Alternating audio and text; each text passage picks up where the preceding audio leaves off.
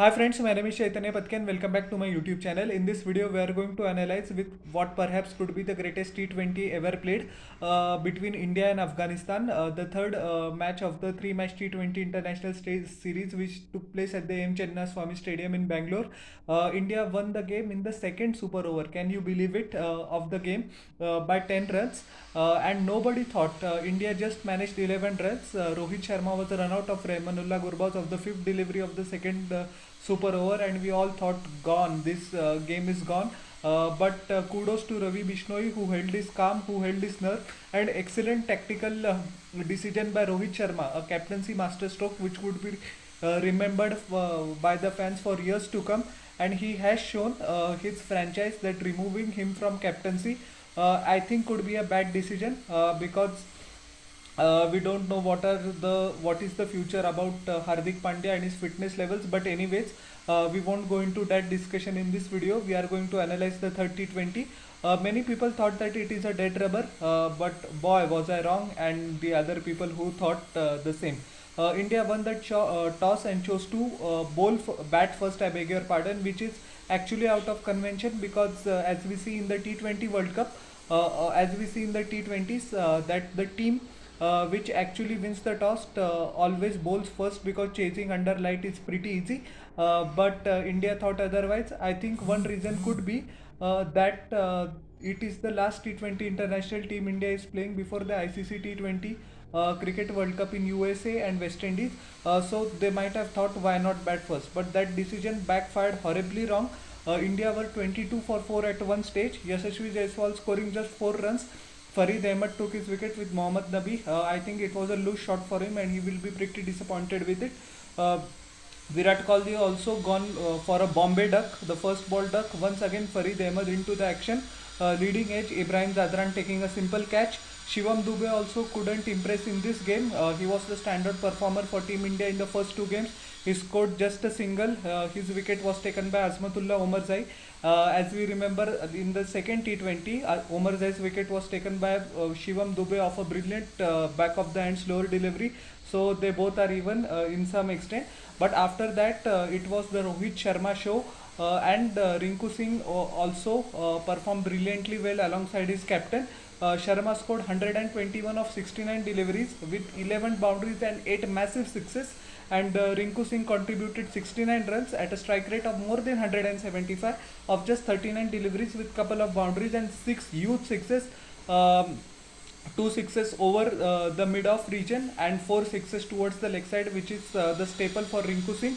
Excellent batting for both. And first of all, as I said in my previous video, Rohit Sharma seemed to have found the balance between caution and aggression in this game, perhaps out of necessity, because we were 22 for 4, and up and until the 10th over, both Rinku Singh and Rohit Sharma ensured that they rotated the strike, converted ones into twos, and kept the scoreboard moving, which actually put the Afghan bowlers in the pressure in the latter half of the innings. They both exploded after the 14th over, where more than 100 runs were scored in the last 6 overs, which included 64 in the final 3 or 4 overs. A magnificent counter attack and a calculated counter attack by both of them. I would like to analyze Rohit Sharma's innings now. He just waited for it up until the 10th over, and after that, anything which was wide outside the off stump, I beg your pardon, he smashed through the covers. He opened the face of the bat to a couple of boundaries, which was a sight to behold. He timed the ball brilliantly well. The balls on the leg side were put through the boundary through square leg and fine leg, and boy, he just went after the short deliveries. When despite the fact that he was in rebuilding phase, he hit a couple of sixes where there was a short ball, and those sixes travelled huge distances. No six less than 85 meters, and what a sight to behold that was. Couple of ducks for the Indian captain, which is pretty uncharacteristic, but he made it up in this game, and in what manner. So he also becomes the man with the highest T20 international hundreds. It was his fifth century, and Rohit Sharma is back. Analyzing Rinku Singh's innings, he also smashed anything which is where outside the off stump in the final, in the death overs. He was equally brilliant towards the offside as well. I am mentioning in my every video that his game towards the offside has improved leap and bounds. We know that his big strength is towards the leg side only, but the bear of the brunt was borne by Karim Jannat in the 20th over. He went for 36 runs, four sixes, a boundary, and it was a no ball as well. He was all over the place, but such is the brilliance. Couple of full tosses as well, but they were to be dispatched, and Rohit Sharma did it gleefully well. So India scored 212 in 4 overs, which included 17 extras. The Afghan bowlers were up under the pump, but they had started well. Farid Ahmed took 3 wickets, and Farid Ahmed took 3 wickets, giving away 20 runs. Omar Zai took 4 wickets, took in 4 overs, gave away 33 runs. Faiz Ahmed in 4 overs gave away 28 runs. Mohammad Salim, the fast bowler, which was included in the place of Fazalak Farooqi. As we know, Fazalak Farooqi, Mujibur Rahman, and Naveen Ulak were not playing in this T20 game because they were rested, and Afghanistan also, similarly to India, wanted to try out new combinations. He was flopped as well, 3 over 43 runs. Sharifuddin Ashraf, the left arm spinner, also was taken to the cleaners in a couple of overs, 25 runs in 2 overs, and Karim Jannat 36 runs in the final over. I think this is the experience he would like to learn from, as well as to forget as soon as possible. 3 overs, 54 runs. Afghanistan, the target of 213, everyone wrote them off. But brilliant start by Rahmanullah Gurbaz. First time in the 3 games it looked that he has broken off all his shackles, perhaps out of necessity, but it was needed, and a magnificent innings, 50 of just 32 deliveries, 4 massive sixes, 3 boundaries. His wicket was eventually taken by Kuldeep Yadav, with Washington Sundar taking a simple catch in the deep. Ibrahim Zabran, actually his innings was detrimental to the Afghan cause because he scored 50 but he took 41 runs. 4 boundaries and a 6, and he was out by Washington Sundar. He enticed the ball outside the off stump. The eyes of Ibrahim Zadran lit up. He took a wild hoik and he missed it with simple stumping to Sanju Samson behind the wickets. Gulbuddin Naif once again proving why he is the top contender for number 3 in this team at the T20 World Cup. 55 of 23 deliveries, 4 boundaries, 4 sixes. Once again, the voice that comes when the ball touches his bat is excellent. He is in good nick. He must be kicking himself that why he got out. Actually, why he didn't have much of the strike in the final over. Actually, he was not out. He scored 55 of 23 deliveries at a strike rate of 239.13. Omar Zai was gone first ball. Washington Sundar took his wicket, with Ravi Bishnoi taking a simple catch, and Mohammad Nabi scored 34 of 16 deliveries, 3 youth sixes and 2 boundaries. One thing good about Mohammad Nabi is that the base. He has an excellent base and he can swing his hands towards the ball. Good hand-eye coordination, which enables him to score well despite the fact of that he has very limited footwork. His strike rate of Mohammad Nabi was 212.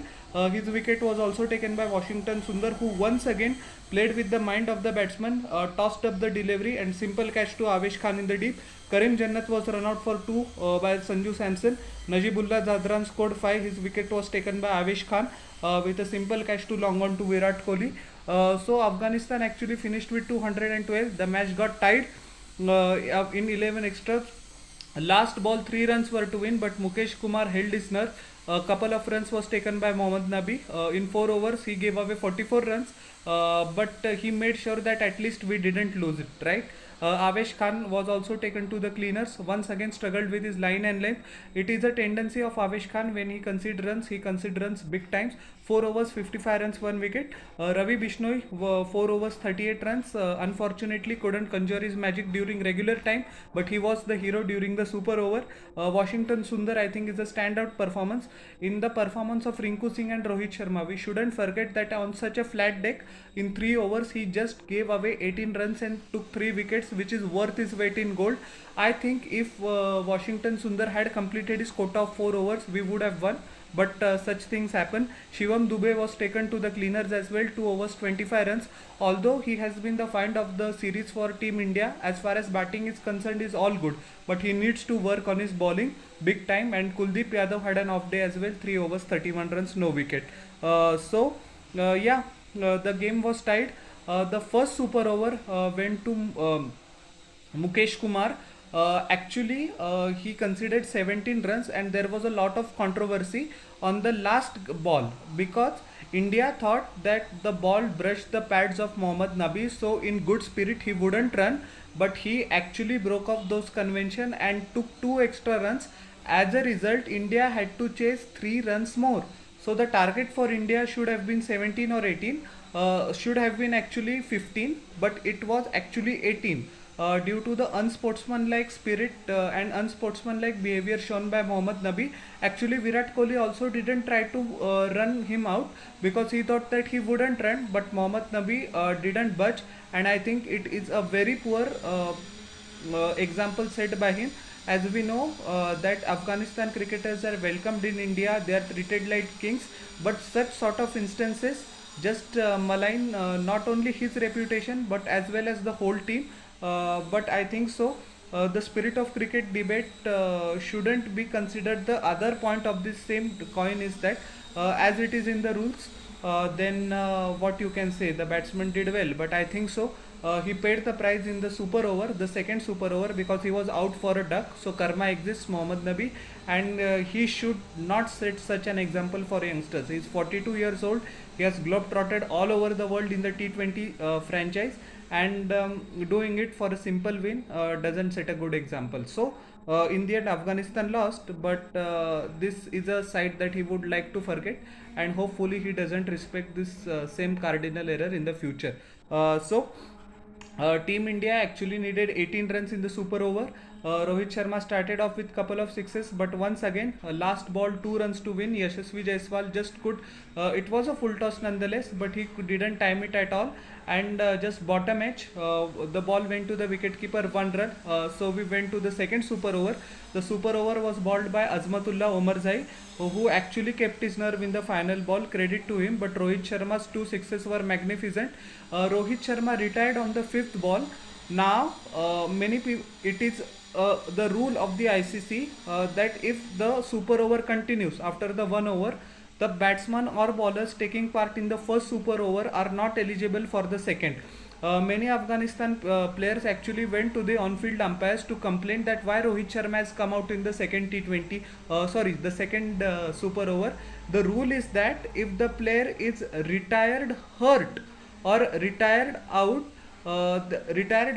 then he is not allowed. If he is retired hurt, then he can come back. So Rohit Sharma actually used the tactical decision, and it is a rule.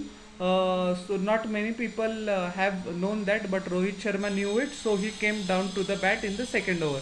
Rohit Sharma smashed the first ball for 6 over long off. The second ball went for a boundary. The third ball was an excellent Yorker which he guided down to the third man. In the fourth ball, Rinku Singh tried to smash it, just could get an outside edge. It was a review, but his wicket was gone. And after that, the fifth delivery, Sanju Samson came into bat, and in the process of trying to run for a bye, Rohit Sharma was run out with an excellent throw under pressure from Rahmanullah Gurbaz. Everyone thought that Afghanistan just needed 12 runs to win. Whoever was going to be the bowler, India is going to lose such a thrilling contest. But Ravi Bishnoi had some other plans. He tossed the first ball wide outside the off stump. Now we should appreciate Ravi Bishnoi as well, as we know that the size of the Chinnaswamy boundaries is very less, and even miss hits can carry for sixes sometimes. But still, despite being a leg spinner, he showed heart and courage to bowl wide outside the off stump, and Mohammad Nabi couldn't time the ball, and simple catch to long off to Ringu Singh.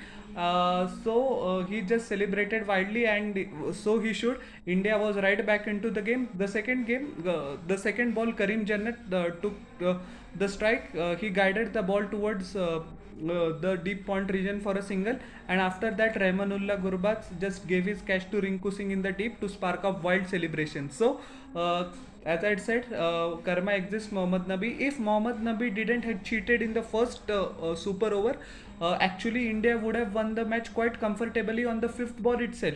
But whatever happens, God is seeing it, and Afghanistan actually bearing the fact that if you take out the cheating incident of Mohammad Nabi, They played excellently well. Kudos to them as well. It shows how far Afghanistan cricket has progressed, and they didn't give up. They actually didn't give up despite the fact of chasing 213. They tried their level best in the two super overs as well. But as they say, India, the more experienced side, they held their nerve, and I think so. Ravi Bishnoi should be the is the unsung hero, because on social media his over isn't talked about very much. All the credit as it should go to Rohit Sharma as well as Rinku Singh for the brilliant partnership of 190, which I think is the highest in T20 internationals. So another record for both of them, but I have to verify that. But yeah. So all in all, a thrilling game, the greatest T20 game. I thought the greatest T20 game was between India and Pakistan at the Melbourne Cricket Ground in October 2022, when Virat Kohli hit that famous six of Haris Rauf. But this superseded it, and yeah, 3-0.